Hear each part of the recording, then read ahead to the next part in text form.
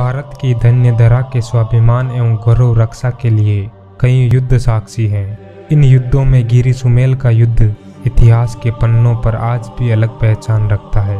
इस युद्ध में राजस्थान के उन सपूतों की संघर्षमय कहानी का चित्रण है जिसे सुनने मात्र से ही भारत के लोगों की आंखों में गौरव की चमक उभर आती है। तो आइए दोस्तों, आज हम गिरी सुमेल के युद्ध की पूरी कहानी को जानने का प्रयास करते हैं। 1532 में राव मालदेव जब मारवाड़ के राजा बने तब तक राज्य के अंतर्गत जोधपुर और सोजत परगना ही बचे थे।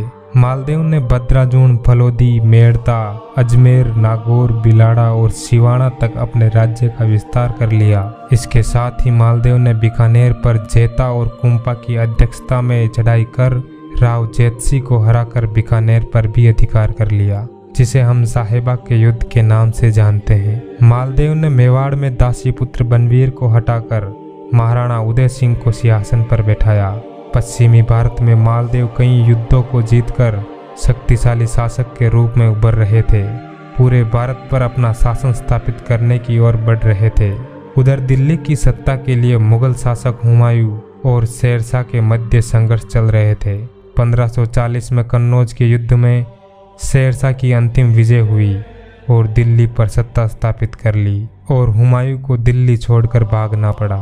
इधर बीकानेर के कल्याणमल और वीरमदेव के राज्यों को हड़पने के कारण मालदेव से नाराज थे, जो शेरशाह सूरी को मालदेव पर आक्रमण करने के लिए भड़का रहे थे। शेरशाह सूरी भी मालदेव की बढ़ती ताकत से आतंकित था। तभी मालदेव ने हुमायूं को सत्ता दिलाने का हाथ बढ़ाया। इसकी खबर शेरशाह को लगते ही युद्ध का ऐलान कर दिया और शेरशाह अपनी विशाल सेना लेकर वर्तमान राजस्थान में पाली जिले के जैतारण के पास गिरी सुमेल नामक गांव में डेरा डाल दिया। शेरशाह की सेना में लगभग 80,000 सैनिक हाथी, घोड़े, गोले बारूद और विशाल तोपों के साथ मालदेव पर आक्रमण करने के लिए तैयार खड़े थे। इधर मालदेव भी दिल्ली की सल्तनत तक पैर पसारने के लिए अपनी 36 कौम की सेना लेकर तैयार खड़े थे। मालदेव की सेना में लगभग 15,000 सैनिक थे, जो शेरशाह की सेना से काफी कम थे।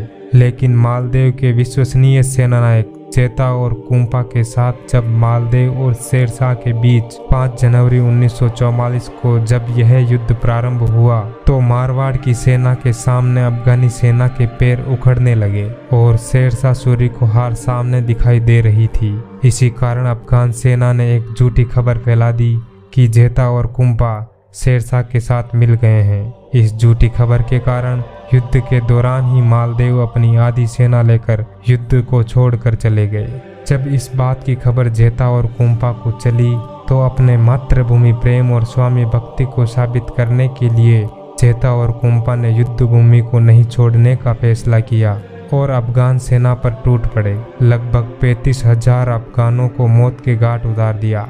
जेता और कुंपा के इस रुद्र अवतार को देखकर शेरशाह सूरी ने युद्ध भूमि को छोड़ने का फैसला किया।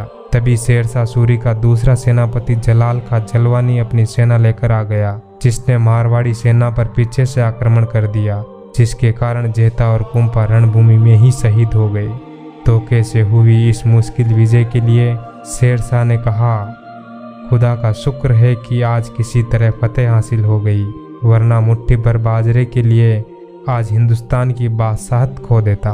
इस रणस्थली में बने जेता और कुंपा जी के स्मारक आज भी वीरता एवं साहस के प्रतीक है, जहां हर वर्ष 5 जनवरी को बलिदान दिवस मनाया जाता है। इतिहासकारों का कहना है कि अगर मालदेव युद्ध छोड़कर नहीं जाते तो आज भारत का इतिहास कुछ और ही होता। आपको क्या लगता है? कमेंट में ज़रूर बताएं और ऐसे ही ऐतिहासिक वीडियो के लिए हमारे चैनल को सब्सक्राइब करें। जय हिंद।